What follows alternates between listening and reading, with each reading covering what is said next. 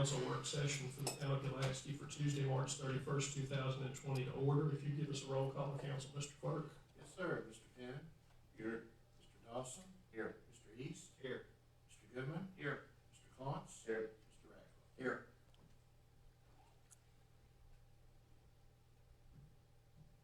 Mayor Clark? Mayor Clark is here too. Before we go any further, I'm going to read this into the record. In light of this emergency and the guidelines on public assembly, we're providing for our citizens a real-time broadcast of our meeting this evening on the town's Facebook page.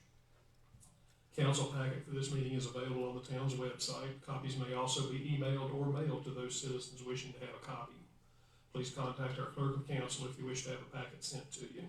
In addition, we are making an audio recording of this meeting to provide another record of the proceedings.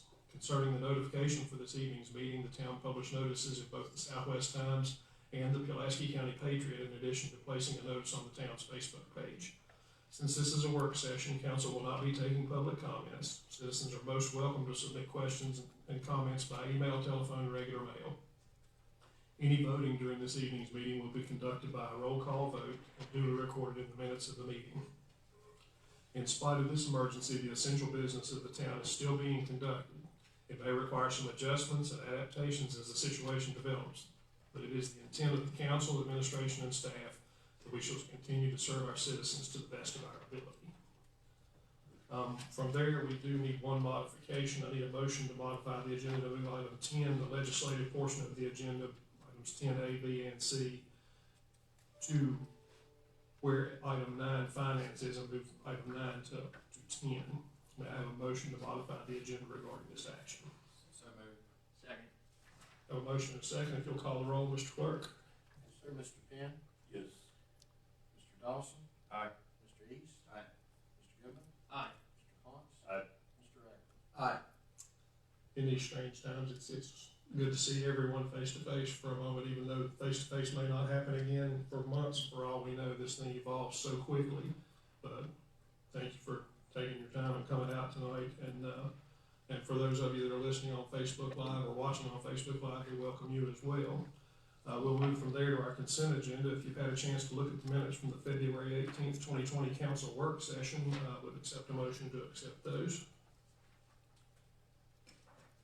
Make a motion to approve February 18th, 2020 council meeting minutes. Second. Have a motion and a second. Mr. Clerk, if you'll go ahead and call the roll on this one. Yes, sir. Mr. Penn? Yes. Mr. Dawson? Aye. Mr. East? Aye. Mr. Goodman? Aye. Mr. Clontz? Aye. Mr. Radcliffe? Aye. Thank you. Don't see anything under public hearings at this point, nothing under presentations at this point, and nothing under public operations at this point. Again, it's strange times, things are a little different. We will move on to what was item 10, Resolution 2020-09, confirming emergency proclamation. Okay, Mr. Regis is running a little bit late. Maybe that kind of, how about I talk from back here? So, we have two resolutions and one ordinance in your packet related to the COVID-19 response. The first one is basically confirming the emergency proclamation that Mayor Clark made earlier this month on March 21st. Really, it's basically a word-for-word confirmation, and that we'd like council to take action on before we go to the ordinance that's in your packet. So, we'll accept a motion on Resolution 2020-09. Mr. Mayor, I move that we adopt Resolution 2020-09 as written. Second. A motion and a second. If you'll call the roll, Mr. Clerk. Yes, sir. Mr. Penn? Yes. Mr. Dawson? Aye. Mr. East? Aye. Mr. Goodman? Aye. Mr. Clontz? Mr. Radcliffe? Aye. All right, thank you, gentlemen. We will move from there to ordinance number 2020-01. Okay, this ordinance is for a continuity of operations ordinance, and I'll give you some background. There's some worry around the state related to FOIA and open meeting requirements, and how that can concerned or is connected with emergency meetings. So in the case that we find ourselves where we shouldn't be gathering more than 10 people in an enclosed structure or enclosed place, makes public meetings difficult. So the continuity of operations ordinance will open up some items, some allowances for council to go as far as meeting electronically, all of us meeting as an electronic meeting, say Zoom or what have you, as long as we make allowances for the general public to join in also. This isn't possible without an ordinance being in place. This ordinance is only good for 60 days, can be good for up to 6 months, but we'd have to reauthorize it every 60 days if the emergency continues that long. That's it in a nutshell, but I will say that probably a group of 15 different attorneys around the state worked together over about 3 or 4 days, several hours a day, to make sure that this was something that was legal in their opinion. It's been reviewed by Mr. Rios. Actually, I think he and Mr. Questenberry actually put the ordinance together. So we would like to recommend council's consideration and approval, unless you have any questions. So just to make sure, since the governor has ordered 71 days, I guess right now, there's no way we can do it for 70 days. It has to be 60. Well, the state code requires every 60 days to reauthorize it.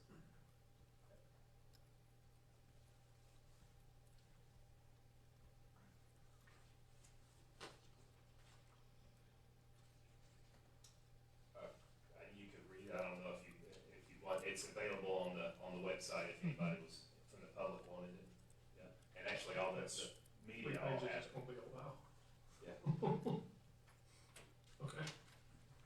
Do I have a motion regarding ordinance 2020-01? Mr. Mayor, I move that we adopt ordinance 2020-01, emergency ordinance to effectuate temporary changes in certain deadlines and to modify public meetings and public hearing practices and procedures to address continuity of operations associated with the pandemic disaster as written. Second.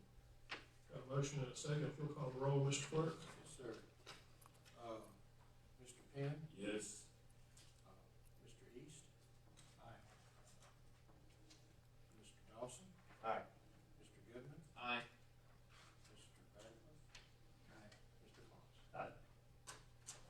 All right, we will move from there to resolution 2020-10.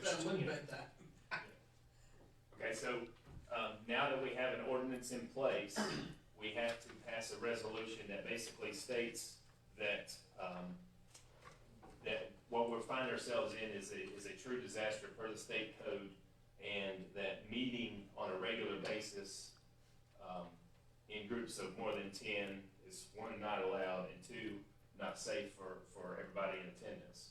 And that's what this resolution 2020-10 does. This is the final step in order to open the door for electronic meeting opportunities. I don't expect to be doing a lot of them, but I think it would be good to have this in place, just in case, because, who knows if the governor will say we'll have a stronger stay-at-home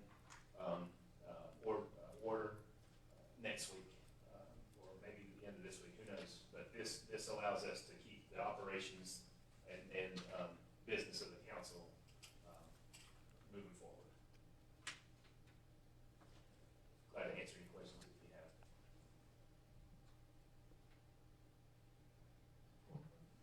Do I have a motion regarding resolution 2020-10? Mr. Mayor, I move that we adopt resolution 2020-10, resolution authorizing the adoption of procedures for electronic public meetings and public hearings to ensure the continuity of government during the COVID-19 pandemic disaster as written. Have a motion and a second. If you'll call the roll, Mr. Clerk. Yes, sir. Mr. Penn? Yes. Mr. Dawson? Aye. Mr. East? Aye. Mr. Goodman? Aye. Mr. Fox? Aye. Mr. Radcliffe? Aye. Thank you, gentlemen. That moves us back to what we had as item 9A, and that's fiscal year 2021 budget review. Before I turn this over to Sean, just there's been some discussion about this before the meeting as well, but, in light of the climate that we are in and how fast it is changing, the less public meetings that we have, the better it is for everyone involved. So we need to, with this situation as fluid, for lack of a better term, as it is, it changes hour by hour, not just day by day. And where we're gonna land, we could try to predict, but I don't think there's anyone that can predict it. All we can do is wait and see where it goes and keep continuity of operations as well as possible in the meantime. So, that being said, I'm gonna turn it over to Sean to talk to you about where we are with the budget and so on. If it's okay, I'd like to start with the current year budget, because I think we've talked before about the need to do a budget amendment just over the current budget, so we don't have, honestly, don't have the issues that we had last year, where overspending and underspending. Correct the budget so that it matches what our projections are. I have those put in place. I've gone through and revised the projections, largely based on meals tax and occupancy tax to a degree, but that's not as big of a hit to us as meals tax I'm expecting to be. From now through the end of the year, what we're hearing is restaurants are seeing anywhere from 40 to 60% loss in sales. For next budget year, I've projected that going out as far as October. I don't think it'll go that far, but I think we should at least plan for it, just in case. So, I can talk about that in a minute, but for the current year, I do want to go ahead and I think we can have all these hearings at one time, or at one date, but we'll need to have a budget amendment public hearing for the current year. At some point, we'll need to have a budget public hearing for next year, and a third meeting for budget adoption, or a second meeting for budget adoption. You do the public hearings at one time. Moving forward to next fiscal year's budget, while we have, I do have a revised budget. I'm finalizing, looking at that meals tax decrease. We're just short of $100,000, roundabout, if you look at just meals tax. Sales tax, we still don't have a good projection from the state. We still, are considering, do we follow the county's lead on the real estate tax and say, it's due June 5th, but we won't do the penalties and interest until, I think they went out to September. That will hurt this fiscal year, and it'll affect next fiscal year too, but I think we can work around that. But, in a roundabout way, I think we all should understand and accept that whatever budget we pass in the next 60 days, if we do, it's not gonna be the budget that's gonna be in place in August or September. We're gonna have to do, we'll have a better idea of what those revenue projections are and expenditures need to be by then, but I don't expect to have them before we need to have a budget in place. So that being said, what I'd like to do is to send out this revised budget that I've put together with the things that we've talked about before, the meals tax decrease, and some other cuts. Where I'm looking at cutting, there's some opportunities, there's some things that we need to figure out. I can put a little summary together, or we can talk about it tonight. But I've come up with just over $100,000 worth of cuts to offset the meals tax. And what I would do is even delay capital purchases beyond July 1st. Probably delay that until start of the second quarter at best, just so we have a better idea of where our revenues are going to be for next year. I don't know if, Mayor, if you wanted me to, I can project out, if council would allow it, to, I need some direction on water sewer rates. Do we continue with Davenport? Do we wait and hold hold steady right now and see what happens. I think honestly and truly, while we do need to make sure that our budget is balanced, we're probably better off waiting. As long as we understand and there's a commitment that, you know, the grand scheme of things is to be able to get to that pay as you go, and a certain level of rates are what we need to make that happen. If we chose not to do anything with water and sewer rates, we would basically need to have at least 2 meetings between now and June 30 for the budget. One for the public hearing and allow comments. I would recommend something similar to the Facebook electronically, but also 2-3 week public written comment period. Let's publish a larger advertisement in the paper, more summary, more explanation of what's going on, and allow a 2 or 3 week public comment period for folks to write in or email or however we can get some comments. That's about the best way we can come up with right now, in order to meet you meet the letter of the law just by having a public hearing, but to meet the intent of the law, I think we need to have something more in depth than what we've normally done. Then the other meeting, of course, would need to be the one to adopt the budget itself. I would also recommend moving to just 1 meeting a month, the legislative meeting. Whether that's the first Tuesday meeting, and go, you know, see what happens from there. We can schedule it out. We don't have enough time for the budget public hearing to be, of course, next Tuesday.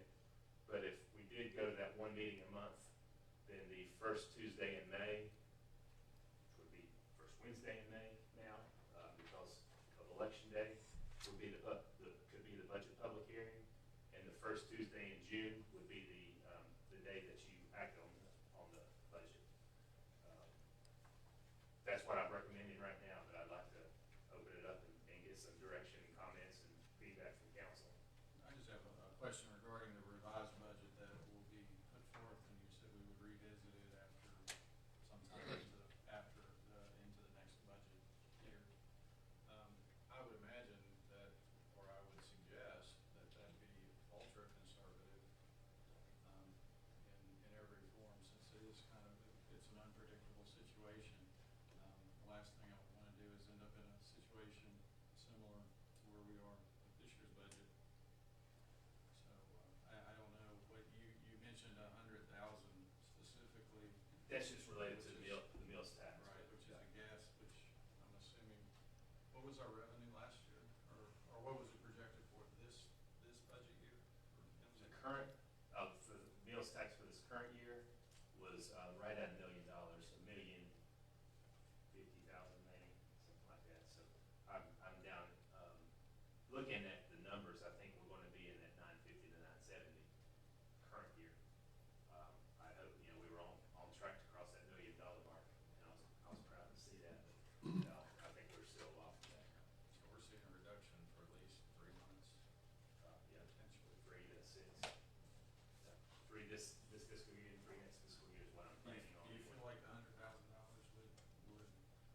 would compensate for a 5-6 month reduction in meals tax? That's just the 100,000 in next fiscal year.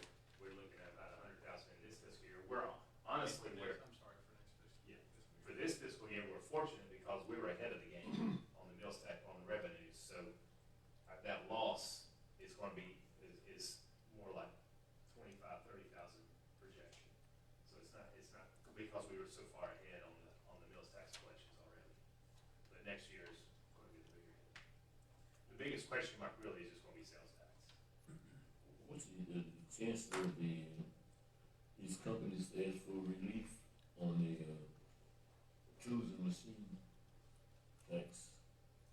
That hasn't come up from anybody that I know of, that I've heard from. And actually, General Assembly, this is the first General Assembly session that it didn't even pop up as a bill, I don't think, to do away with the machinery tools tax, or didn't make it out of the I think it may have committees.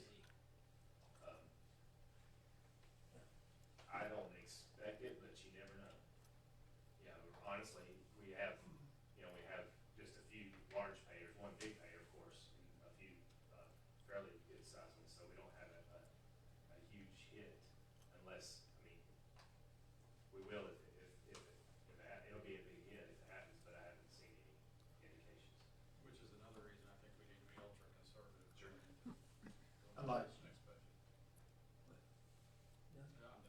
I agree with what you're saying, is we need to keep this budget, I like to keep this budget on pace. And we really need to go ahead and work and get this budget through, because we don't know what tomorrow's gonna hold. And you're, just guessing, and that's what it is, it's a guessing game right now. It is. But we really need to keep the budget moving forward, and we keep the way of life for our citizens as comfortable as we possibly can. This right here. Any frills, put it to the wayside. We just need to get us a budget. We have the right to make adjustments anywhere down the road as we get accurate numbers. So I would really like for us to really keep this budget going forward, the dates and the times, let's get one passed, and then on subsequent, we might have to make adjustments down the road. And it's not, I think citizens is, I think they're doing a great job right now, staying out, and their businesses are taking a beat. But, if we keep their doors open, everything will be all right. And we'll make adjustments as we go. So my recommendation, Mayor, is that we keep, as you said, the schedule, let's move forward with it. And then as we have to make adjustments, we just have to make them. Yeah, I would say that's not if, that's a when we have to make adjustments, because it's gonna change, again, like I say, predictions are what they are today, and tomorrow they may be different again, and this thing is just so unpredictable, so yeah, I appreciate the comments both directions. And we wanna be adjusting up on the revenue. And that's actually where I was gonna go. We need to be probably a little bit more than ultra conservative, and expect that next year's budget, even on a revision, it goes up, it's not gonna be towards the numbers that we were expecting. But we do need to put some effort into the budget before we adopt it. You're talking about $100,000 reduction potentially in this year's meals tax. No. More like 25 to 30,000, because we were so far ahead of the game. But you factored that into some of the corrections that we had discussed for this fiscal year coming out ahead. So there are more cuts that we actually need to make right now to the current budget, so that because I don't think anybody wants to take any more money from reserves. So that means that if we do a budget correction for this year, there's going to have to be some cuts to offset it. Looking at next fiscal year, we already know that our sewer bill is going to go up $100,000, and we're also legally obligated to do certain increases for that loan that we got.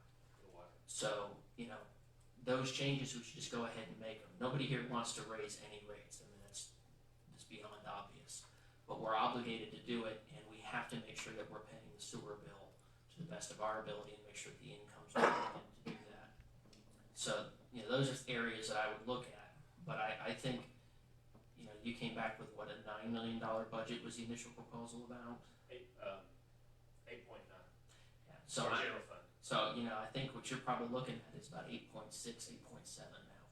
I think what I have, what I've put together, I have a balanced budget with cuts. And I want to say it was 8.7 and change or something like that, yeah.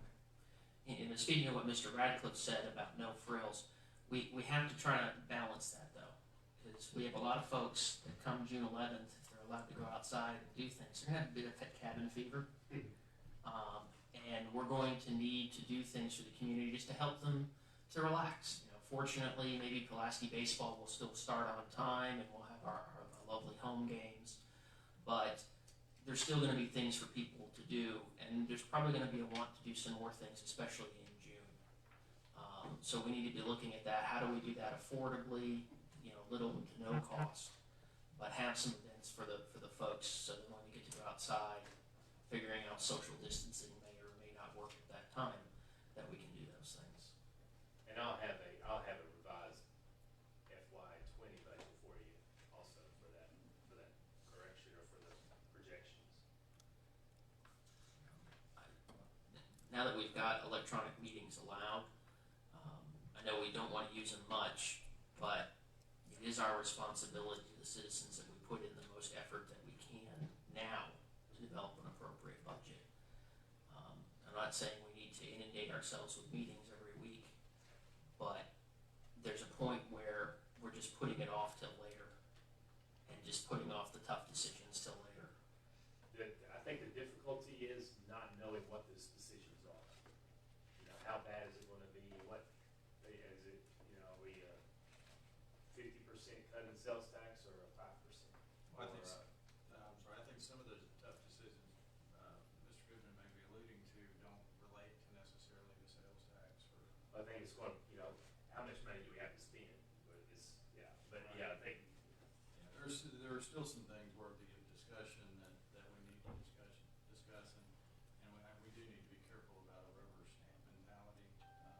So we still need to do our best to get the best budget the first time, understanding that it's gonna change some things. And sales tax, I don't think you're gonna see a massive cut. Let's be realistic. People still need to buy things. Now, we can't buy toilet paper right now, but there's a lot of other things that people are still buying, and some of them are still able to go to brick and mortar stores to get that. Others are going online, and with the change in the tax law, those taxes are supposed to be paid back to us, even for Amazon purchases and other online, like Walmart.com. So I think we'll see a cut, but you're not going to see, I think, the amount of a cut that you would see perhaps in the meals tax. Conjecture, I know, but that's what my gut is telling me. I guess it would be possible for you to get us, you know, just a calendar of events that needs to happen, you know, together, so we'll know exactly what, what will happen on each of the dates it needs to, in order for us to stay on pace, as a couple have said. And along the lines of what Mr. East had said, and a couple others, is, I know you had said current thoughts in people's minds were that the restaurant industry was expecting to be 40 to 60% down, but your projections was only about 10% down in meals tax. yeah, we're looking at losing, how did I project it? We average 80,000 a month right now or so, and I think I projected it out at 35,000 for the 3 months, so what's that, 105,000? And were you expecting that to go back up to normal after that? Well, I'm hoping it goes back up to normal quicker. Honestly, that's why, you know, everybody around we have conference calls, all the managers in New River Valley 3 times a week, and they're talking anywhere from 3 to 6 months. I think Blacksburg's projecting 6, Radford's projecting 3. So I went out to 6, hoping it's the 3. But at least budgeting for the longer term. And along that whole ultra-conservative mindset, I'm not so sure that we should not be assuming that it may not come all the way back up to what it was. That it may take time in order for the general public to get comfortable with basking in the public. Again, Well, the other thing we have to face is the reality that we may lose some of our restaurants. We've already lost one on Main Street. That was already coming before this, but there's a real possibility that some of our restaurants here in town may close. You know, if they're not able to meet their financial obligations and they can't get one of these forgivable loans from the federal government or from the state, that is a possibility that we're going to have to plan for. You know, it's obviously nobody here wants to think that that's going to be the case, but the reality is that after people spend 30 to 60 days eating from home and getting used and to people are creatures of habit, and I think we should be prepared for the thought that that people just don't dive straight back into what they previously were doing. That one, in my opinion, would be an ultra conservative, projection. And then when that day comes, when it came, and all of a sudden people did just dive back in, then we can happily be wrong.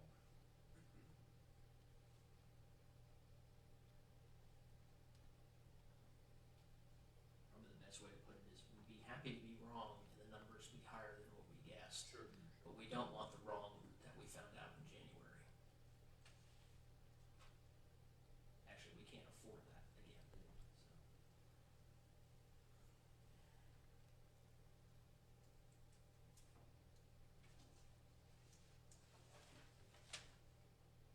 you what you need to do to put a schedule together for them. Yes, sir. Any other comments? That gives us a way forward anyway. We'll move from there to public utilities, which I have nothing under, and safety and human resources, both are blank at this point, which will take us to roundtable discussion. And before I pass that on to Mr. Penn, just want to make a reminder, since we're on Facebook Live, to our citizens that we do have the Finance Center Annex out at the former Wells Fargo Bank, and they can go through that drive-through and they can pay their taxes, pay their water bills, and pick up their decals for their cars. And that it has worked out very well, but we have still had a lot of citizens who have tried to come here to do that, and just want to make sure that word is out there so that they can go out there and take care of that. From there, I'm going to turn it over to Mr. Penn. You have anything for us on the I don't roundtable? have anything. Mr. Dawson? That actually was the only thing that I was gonna bring up, was I just wanted to compliment the staff and Sean and whoever, thought of that so quickly with to move forward with that finance option through that bank. I thought that was an awesome idea to allow people to contact the right way to still do what they need to do. I don't think we could have found a better solution in as quick a fashion to help protect people and allow them to still have access. Yeah, we got lucky. The bank that owns it is they're good partners, and just the fact that we had a bank building available. Other localities, it's a drop box or postage, and that's it. There's no face-to-face style, so we did. And it seems to be going well out there. It's a steady stream of folks. And citizens that I've talked to, that I've heard from, have been pleased too. So it's worked out. I think it'll become permanent. That's That would be, right. that would be the desire. Let's not put that out there. Be nice. All right. Mr. East? No, I don't have anything. Mr. Good. Mr. Dawson stole my thunder there, but, same thing, I just wanted to compliment the staff on those efforts that are being made. One thing I'm gonna ask, though, is to remind staff that they need to be communicating with all of council. There's been a few press releases that have been put out, and we haven't gotten a heads up on that before it's been released.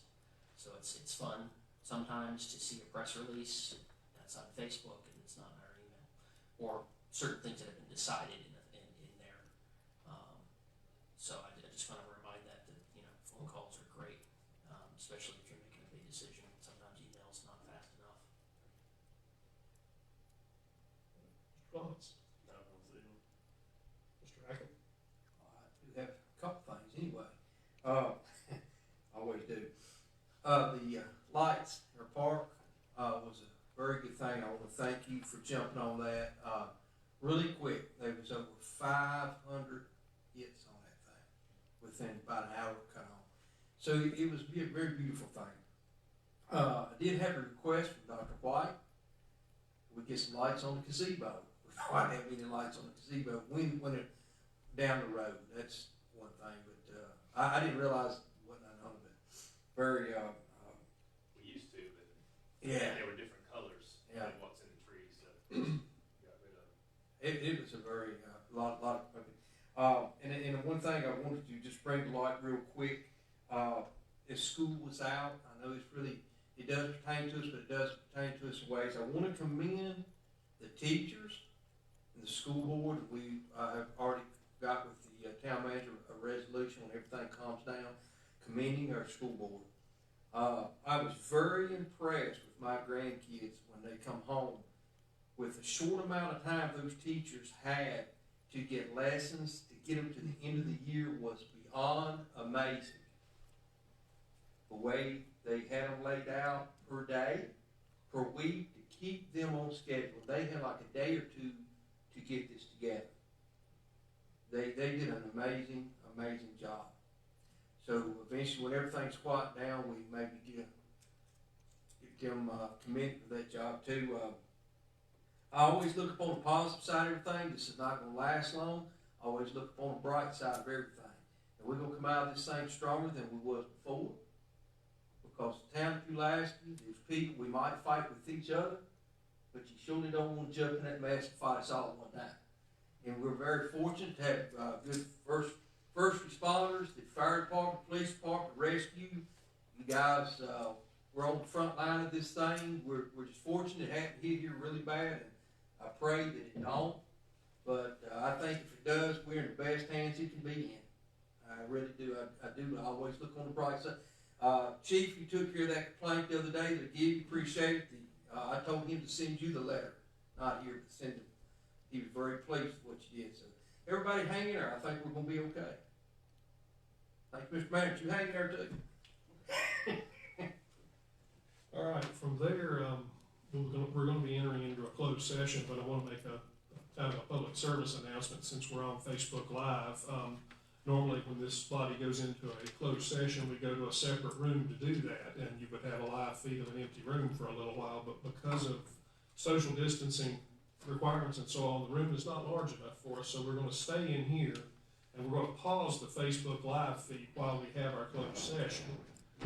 And then it will come back on at whatever time we come out of that as we do our closing comments and stuff for the meeting. So, but to the public, that's why the screen's going to go blank for you. Now, can I have a motion to enter into closed session for two items under Virginia Code 2.2-3711A8, consultation with legal counsel employed or retained by a public body regarding specific legal matters requiring the provision of legal advice by such counsel for two items regarding a loan modification request and a boundary adjustment. Second. Have a motion and a second. If you'll call the roll, Mr. Clerk.